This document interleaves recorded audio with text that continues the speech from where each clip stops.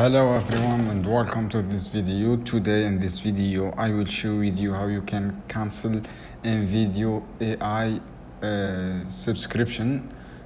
So guys, let's get started. First go to home page and need to click on profile icon here.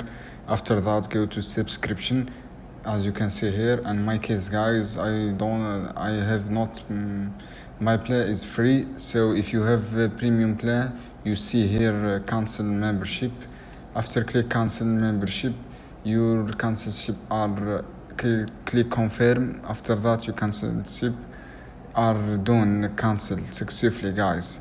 If you have any problem guys, you can contact customer service or support by via email or something like this, or chatbot like here. And this is how you can do guys. I hope this video helpful for you.